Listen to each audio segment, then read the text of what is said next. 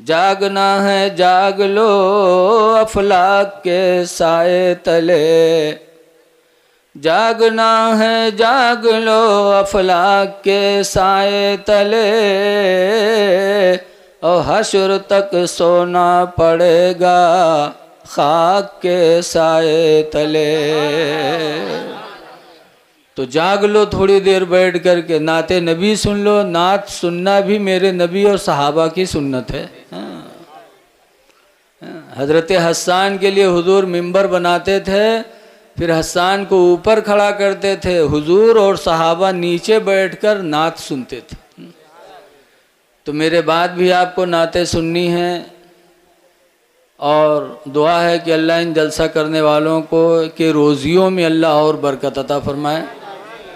लेकिन हमारे बहुत से नौजवान खड़े हैं, बेटा कहीं जगह पाओ बैठ जाओ, ये नान नान इनका काहे सामने कह दी है, जलसा इन्हीं शुरू करत है। और आगे जगह भी है, बेटा मोबाइल नीचे कर ले, आके बैठ जाओ भैया, रास्ता निकल के यहाँ आके बैठ जाओ। तो इंशाल्लाह ताला अब एक बात सुन लो, आप न बोलो, हम माइक से बोले थे, आपके बात थोड़ा मत सुनिए। अरे भैया हम माइक से बोल रहे हैं यार, सब सुन रहे हैं भैया, आप क्यों बोलते हो? देखिए माइक भी बहुत अच्छा बोल रहा है, माइक वाले से न कहो कि आवाज़ बढ़ाओ घटाओ, वरना अक्सर जलसम देखा है 10-10 आदमी बोले लागे, बेचारे के दिमाग नहीं काम के, इसको कूटी उमेट दिस तो काम खत्म सब, फिर पूरा जलसा खराब होगा। तो हर माइक वाला चाहता है कि हमारा बाजा अच्छा बोले, तो इसलिए वो खुद बेचारा कोशिश में वैसे अच्छा बोल भी रहा है। आके बैठ जाओ। एक बात सुन लो, बगदाद के बादशाह, आज अत्ते आदमी में कोई बादशाह तो हो ही ना, बगदाद के बादशाह हारून रशीद थे। मदीना गए, मदीने में उनको पता चला कि हज़रत इमाम मालिक हदीस पढ़ाते हैं। तो बादशाह को शौक़ हुआ कि इमाम मालिक के पास पहुंचकर अपने पैगंबर की हदीस सुने। जब वहाँ गए तो बादशाह थे, आए और इमाम मालिक के तख्त पर बैठ गए। बहुत से लोग सोचे थे हम नीचे बैठे तो हमारी बेइज्जती हुई, वो आकर के बैठ गए और कहा, इमाम मालिक मैं बगदाद से मदीना आया था, सुना आप हदीस पढ़ाते हो तो मैं हदीस सुनने आया हूँ। तो इमाम मालिक फरमाते हैं, हारून अगर हदीस सुनना है तो नीचे बैठो, जाकिर ऊपर होता है और जिक्र सुनने वाला नीचे होता है, जिक्र करने वाला ऊपर और जिक्र करने वाला नीचे। इसीलिए हस्सान को सरकार ने मिंबर पे खड़ा किया था, सरकार खुद नीचे बैठे थे। तो ये हारून बादशाह नीचे बैठ गए। जब बैठे तो इमाम मालिक ने हदीस सुनाया और फरमाया, इल्म इनकिसारी और तवादो से हासिल होता है।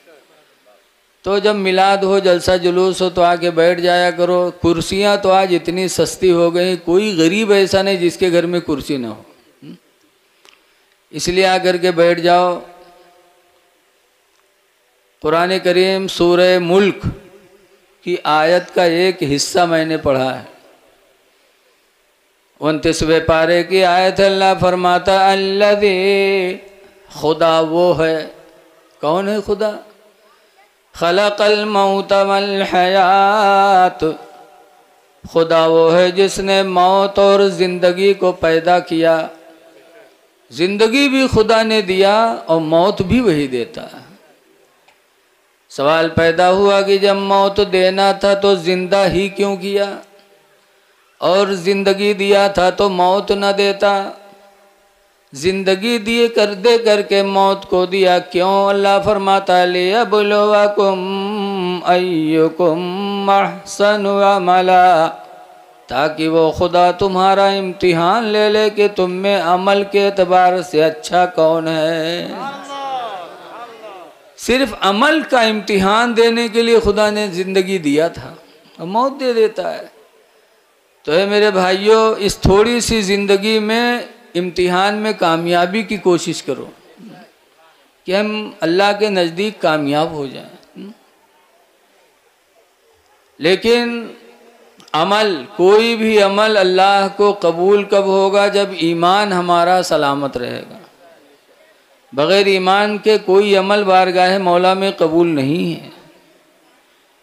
कुरान ही में है, अल्लाह फरमाता मन आमिला सालिहम मिन ज़करिन औ उन्सा, जिस मर्द और औरत ने आमाल सालिहा किया वह हुआ मोमिन, दरहाले कि वो ईमान वाले हैं।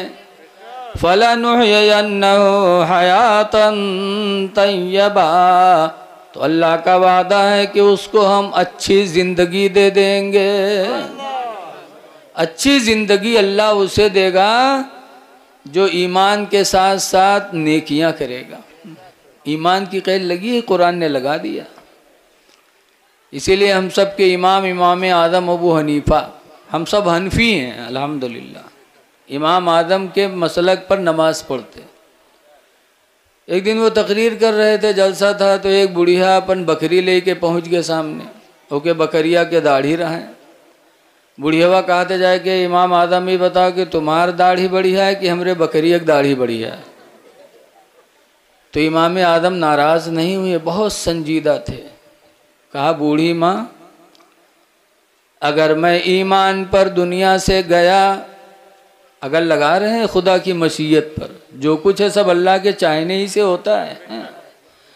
अगर मैं ईमान के साथ दुनिया से गया तो मेरी दाढ़ी तुम्हारी बकरी की दाढ़ी से अच्छी होगी, और खुदा ना करे अगर कहीं मैं बेईमान हो के गया तो तुम्हारी बकरी की दाढ़ी मेरी दाढ़ी से अच्छी होगी।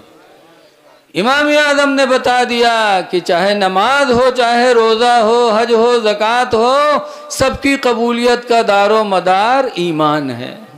ईमान है तो दाढ़ी भी अच्छी, ईमान है तो आमाल भी अच्छे। अगर लगा दिया, ठेका नहीं लिया कि हाँ मैं ईमान पर दुनिया से जाऊंगा, मेरी दाढ़ी तुमसे अच्छी है, अगर यानी अल्लाह की मशीयत पर छोड़ दिया। क्योंकि ईमान और कुफ्र ये भी अल्लाह ही की तरफ से इंसान को नसीब होता है। इसीलिए हुक्म है कि हर काम में इंशाअल्लाह लगा लिया करो। कोई भी काम हो तो कोई इंशाअल्लाह। लेकिन आज कुछ लोग हैं जो दौलत पाने के बाद सोचते हैं यार माँ इंशाअल्लाह कौन ज़रूरत है। जैसे ए बच्चे,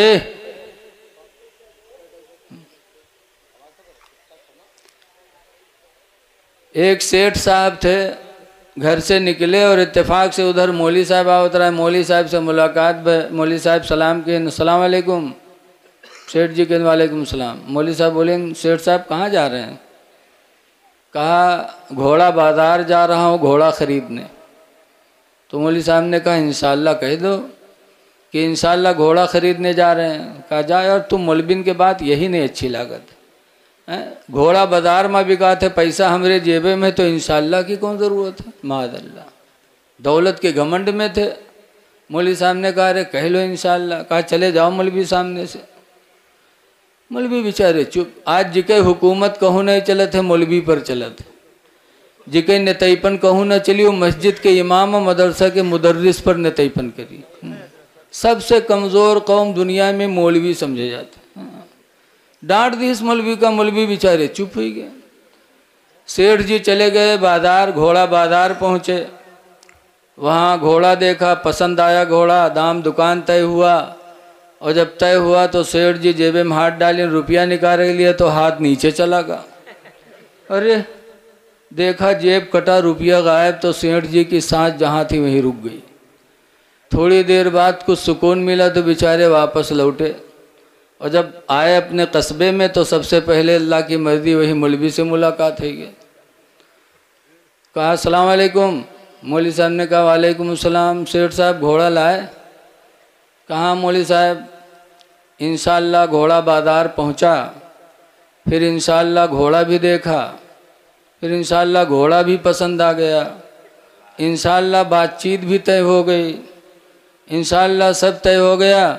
इंशाअल्लाह जेब में हाथ डाला तो इंशाअल्लाह हाथ नीचे चला गया। तो मौलवी साहब कहें ना भी इंशाअल्लाह बक्का करो, इंशाअल्लाह टाइम गवा। जब टाइम पर तुमने कहा नहीं तो अब गया टाइम। हज़रत सुलेमान अलैहिस्सलाम को अल्लाह ने पूरी दुनिया की सल्तनत अता की थी। इंसानों ही की बादशाह नहीं थे, जिन्नातों के भी बादशाह थे, हवा के भी बादशाह थे, हवा पर भी उनकी हुकूमत, चरिंद परिंद पर भी हुकूमत। ऐसे बादशाह थे कि उनके निकाह में 100 बीबियाँ थीं। कितनी बीबियाँ थी सुलेमान पैगंबर के निकाह में? एक दिन कहें कि हमारे 100 औरतें हैं, अगर एक से एक लड़का पैदा हुई तो हम 100 अब्बा के बाप हो जाएंगे। लेकिन इंशाअल्लाह नहीं लगाया सुलेमान पैगंबर ने। कहा एक एक बीवी से एक एक लड़का हुए तो 100 लड़के हमारे हो जाएंगे, और इंशाअल्लाह नहीं कहा। तो रवायतों में लिखा है कि 100 बीवियों के बावजूद सुलेमान अलैहिस्सलाम के यहाँ एक बच्चा भी पैदा नहीं हुआ।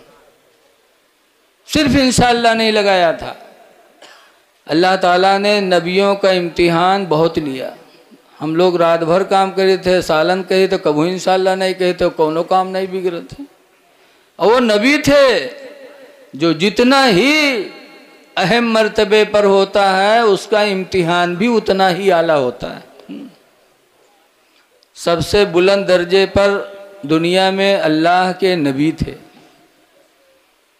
इसीलिए एक पैगंबर थे हज़रत ज़करिया अलैहिस्सलाम।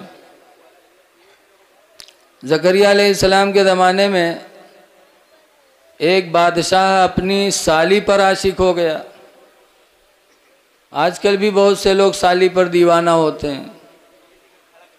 ससुराल कहीं है कि ऐसा है कि घर में काम बहुत है, तनी इके छुटके बहनी एक पठाई दो। काम के लालच में यहाँ काम के सहारा दे के साली का भलाई है घरे तो कहे 8-10 दिन में 15 दिन में बहू का पटिया ले हैं सालियों का। अब मेहरुआ का लात मार दी साली का पटिया ली। और ससुराल वाले भी इतने बेगैरत होते हैं कि जवान लड़की दामाद के घर भेज देते। अरे दामाद के यहाँ भेजो तो उसका भी हिसाब रखो। बादशाह अपनी साली पर आशिक हो गया और साली से निकाह करना चाहा। ज़करिया अलैहिस्सलाम का दौर था। उन्होंने फरमाया एक निकाह में 2 सगी बहनों का जमा करना हराम है, खुदा ने फरमाया। लिहाजा इसकी बहन तुम्हारे निकाह में है, इससे निकाह नहीं हो सकता। बादशाह था, कहा ज़करिया मसला बदलो वरना तुम्हें कत्ल कर देंगे। ज़करिया अलैहिस्सलाम ने फरमाया कत्ल तो कर सकते हो लेकिन खुदा के फरमान में कोई बदलाव नहीं हो सकता। कातिलों को हुक्म दिया कि ज़करिया को कत्ल करो। कातिल लोग चले ज़करिया अलैहिस्सलाम को कत्ल करने के लिए, तो जान बचाने के लिए हज़रत ज़करिया ने वतन छोड़ दिया। जान का बचाना भी फ़र्ज़ है, जान बचाना फ़र्ज़ है। नमाज पढ़े चलो, कोई बंदूक लेके ठाड़ हो जाए, कहा अगर पढ़ियो तो मार दे, तो इस्लाम कहता है नमाज छोड़ दो और जान बचा लो। क्योंकि नमाज की कदा फिर कर सकते हो लेकिन जान चली जाएगी तो जान की कदा कहाँ। ऐसे रोज़ा है, रोज़े में इतना परेशान हो जाओ कि यकीन हो जाए कि अगर रोज़ा नहीं तोड़ेंगे तो जान चली जाएगी, तो इस्लाम कहता है रोज़ा तोड़ दो और जान बचा लो। क्योंकि रोज़ा की कदा फिर कर सकते हो और जान की कदा नहीं कर सकते। हज़रत ज़करिया जान बचाने के लिए वतन छोड़े, और वतन छोड़े तो कातिल लोग पीछा किए। हज़रत ज़करिया वतन से भगे। रास्ते में एक पेड़ खोखला था तो उसी खोखले पेड़ में छुप गए। अल्लाह की मर्ज़ी से पेड़ मिल गया। ज़करिया अलैहिस्सलाम अंदर हो गए तो जो उन खेदत रहे हैं वो हुआ तक पहुँचे तो गए हक्का बक्का कहीं अरे ज़करिया का होगा, यहाँ तक तो देखा लेकिन यहाँ से का हुआ। इधर उधर देख के वापस होने लगे। इतने में शैतान पहुँचा।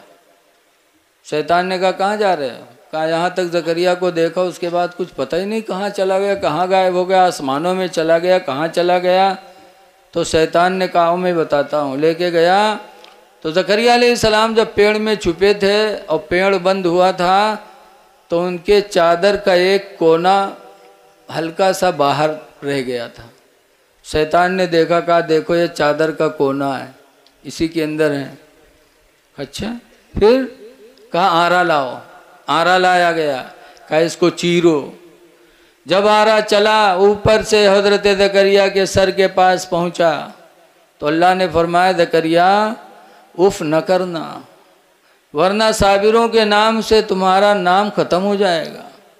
हजरत ज़करिया ने उफ तक न कहा, आरा चला और हजरत ज़करिया के बदन के 2 टुकड़े हो गए। शहादत ले ली, लेकिन खुदा के फरमान में बदलाव नहीं किया।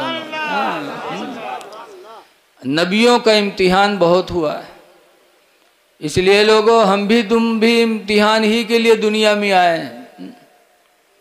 अच्छे आमाल कर लो, खुदा जाने किस वक्त बुलावा आ जाए। अच्छे अमल करो, अल्लाह का वादा है जो अच्छा अमल करेगा उसको हम अच्छी ज़िंदगी दे देंगे। तो अच्छी ज़िंदगी का मतलब क्या है? हम लोग तो समझते हैं अच्छी ज़िंदगी उसकी है जिसकी 2 मंजिला कोठी बनी हो, द्वारे पर कार 2-3 ठोर खड़ी हों, 10-20 आदमी सुबह शाम आया के तेल लगावत हों, इधर की उधर उधर की इधर बकाते हों। हम लोग उसकी ज़िंदगी अच्छी समझते हैं। जिसके भट्ठे चलते हों, जो इलेक्शन में कामयाब हो जाए, जो सरकारी नौकरी पा जाए, हम लोग कहते हैं अच्छी ज़िंदगी उसकी है। बोलो हम लोग कहते कि नहीं कहते? लेकिन 4 इमाम बहुत बड़े गुजरे हैं। उन्हीं में से एक इमाम मालिक जो मदीने में हदीस पढ़ाते थे। इमाम मालिक से लोगों ने पूछा, इमाम मालिक अल्लाह का वादा है कि जो अच्छे अमाल करेगा ईमान के साथ अल्लाह उसे अच्छी ज़िंदगी दे देगा, तो हयात तैयबा यानी अच्छी ज़िंदगी का मतलब क्या है? तो इमाम मालिक ने तारीफ़ किया था हयात तैयबा की, यानी अच्छी ज़िंदगी क्या है? तो फरमाया था अच्छी ज़िंदगी उसकी है अल्लज़ी याकुलु हलाला, अच्छी ज़िंदगी उस इंसान की है जो हलाल रोज़ी खाए, जिसकी रोज़ी हलाल हो उसकी ज़िंदगी अच्छी। और दूसरे नंबर पर फरमाया था वयल्बुसु हलाला, और जो हलाल कपड़ा पहने, जिसकी रोज़ी हलाल हो, जिसका कपड़ा हलाल हो, इमाम मालिक फरमाते हैं उसी की ज़िंदगी अच्छी ज़िंदगी। तो ये लोगों हलाल रोज़ी खाने की कोशिश करो, तभी अमाल कबूल होंगे। बहुत पहले मैं कानपुर गया था तकरीर करने, तो जैसे स्टेज पर बैठा खुतबा पढ़ें दरूद पढ़वाएं, वैसे एक साहब खड़े हुए के बीच से, पत्रकार। कहा मौलाना पहले एक सवाल का जवाब बताइए फिर तकरीर करिए। हमने कहा बताइए। तो पत्रकार ने कहा कि ये बताइए कि आज से 30-40 साल पहले जलसे बहुत कम होते थे। यहाँ कोई बुढ़वा हो वही जानत हो कि अब जैसे जलसा होते चिल्हरियम बेर बेर होत रहे हैं, पहले नहीं हो पाते थे, कहीं अक्का दुक्का जलसा होता था। कहा 30-40 साल पहले जलसे कम होते थे, मदरसे भी बहुत कम थे, मौलाना लोग बहुत कम थे, तब बुराइयाँ कम थी। और अब मौलानों पैदा हो गए ज़्यादा, मदरसों खुल गए, जलसों बहुत होते हैं, लेकिन बुराइयाँ घटनी चाहिए और बजाय घटने के बढ़ती ही जा रही हैं। इसकी वजह बता दो फिर तकरीर करो। तो हमने कहा भाई मेरे पैगंबर ने कुछ छोड़ा नहीं है, मेरे नबी ने सब कुछ बता दिया। कहा क्या बताया? हमने कहा मेरे नबी का फरमान है अनस इब्न मालिक क़ाला क़ाला रसूलुल्लाह, हज़रत अनस कहते हैं कि हुजूर ने इरशाद फरमाया याती अलन्नास ज़मानुन, मेरी उम्मत पर एक ज़माना ऐसा आएगा। कैसा ज़माना आएगा? ला युबालिल मरो, कि इंसान सोचेगा नहीं, मा अख़ज़ मिन्हु, जिस चीज़ को हाथ में पकड़ेगा, उस चीज़ के बारे में सोचेगा नहीं। अमिनल हलाली अमिनल हराम, कि जो मैंने हाथ में लिया है ये मेरे लिए हलाल है कि मेरे लिए हराम है। हुजूर फरमाते जब हलाल और हराम का फ़र्क ख़त्म हो जाएगा तो लोगों के दिलों से नूर ईमान चला जाएगा, खौफ खुदा चला जाएगा, अज़ानें होती रहेंगी, मस्जिदें सूनी पड़ी रहेंगी। पता चला कि सब चीज़ का दारो मदार हलाल रोज़ी। इसलिए लोगों हलाल रोज़ी खाओ। सहाबा ने हलाल रोज़ी खाई, अपने बच्चों को खिलाया, तो मस्जिदों के नमाजी भी होते थे और वक्त आ जाता था तो मैदान जिहाद में गर्दन कटा के शहादत भी ले लेते थे। ये हलाल रोज़ी का असर था सहाबा में। इसीलिए एक सहाबी हैं जिनका नाम है हज़रत अबू दुजाना, हुजूर के पीछे नमाज पढ़ते थे पाँचों वक्त, लेकिन फजर में जैसे नमाज ख़त्म होती वैसे भाग आते। साहबे किराम ने शिकायत किया कि अल्लाह के रसूल अबू दुजाना फजर में बहुत जल्दी भागते हैं। तो हुजूर ने अबू दुजाना को बुलाया, कहा अबू दुजाना इधर आओ, तुम नमाज फजर में इतनी जल्दी क्यों जाते हो? जोहर में बैठते, असर में बैठते, मगरिब में बैठते, ईशा में बैठते और फजर जैसे ख़त्म होती फ़ौरन भाग जाते, इसकी वजह क्या है? देखिए आपके मेहमान आ ही रहे हैं और इंशाअल्लाह आपका जलसा बहुत कामयाब होगा इंशाअल्लाह। बैठिए। हुजूर ने फरमाया अबू दुजाना है बताओ तुम फजर में नमाज पढ़ के फ़ौरन क्यों भागते हो? तो अबू दुजाना कहते हैं कि अल्लाह के रसूल मेरे पड़ोस में एक यहूदी है और मेरा आंगन उसका आंगन एक है, आंगन में सिर्फ पर्दे की दीवार है। यहूदी के आंगन में एक खजूर का पेड़ लगा है, उसकी शाखें मेरे आंगन में झुकी हैं और इस वक्त खजूरों का मौसम है। पकी पकी खजूरें रात में गिरती हैं, मेरे पड़ोसी की खजूरें मेरे आंगन में भी कुछ गिरती हैं रात में पकी पकी। तो फजर में इसलिए मैं जल्दी जाता हूँ कि कहीं मेरे घर के छोटे बच्चे उठ करके पड़ोसी की कोई खजूर न खा लें। मैं जल्दी करता हूँ और जाता हूँ पड़ोसी की खजूरें जमा करके उसको दे के आता हूँ, तब मेरे बच्चे छोटे बेदार होते हैं।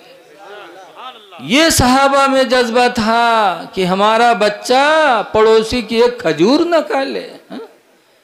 तो जब रिज़्क़ हलाल का जज्बा था सहाबा में तो उनके अंदर ईमानी हरारत थी, खुदा का खौफ था।